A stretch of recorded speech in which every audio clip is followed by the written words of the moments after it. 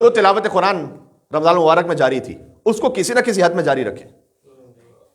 یہ میں آپ کو کچھ پوائنٹس دے رہا ہوں جو میرے لیے بھی ہیں، آپ کے لیے بھی ہیں۔ رمضان المبارک میں تلاوت قرآن مولانا وہ تو روز 1 سے 12 پڑھ رہے تھے، آپ پڑھ سکیں تو کیا ہی کہنا، اگر نہیں پڑھ سکیں تو ایک حدیث ہے ہمارے پاس ان امام کی کہ جنت البقیع میں جن کی قبر ہے، یعنی مولا ابو جعفر محمد بن علی الباقر علیہ الصلوۃ والسلام کی۔ اللہم صل علی محمد۔ مولا نے فرمایا کہ جو روزانہ 10 آیتوں کو پڑھے کم از کم، لم یکتب من الغافلین، اللہ اسے غافلین میں نہیں لکھے گا۔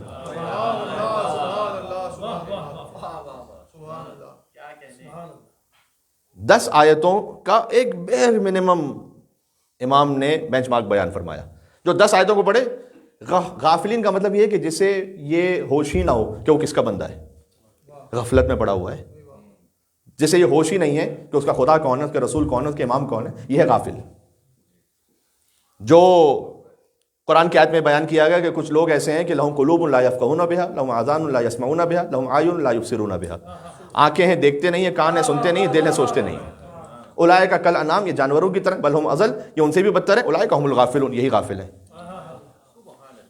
اگر اس سے بچنا چاہتے ہیں کہ آنکھیں ہیں لیکن دیکھ نہیں سکتے، کان ہے سن نہیں سکتے، دل ہے سوچ نہیں سکتے، اگر اس کیفیت سے بچنا چاہتے ہیں، یعنی آنکھیں ہیں تو حق کو دیکھیں، کان ہے حق کو سنیں، دل ہے حق سوچیں، تو 10 آیتوں کو پڑھیں۔ امام نے فرمایا کہ جو من قرأ 50 آیہ فی کل یوم و لیلہ، اور جو 10 کے بجائے 50 آیتوں کو پڑھے، تو وہاں تک اللہ غافلین میں نہیں لکھے گا، یہاں ہے کہ اللہ ذاکرین میں لکھے گا۔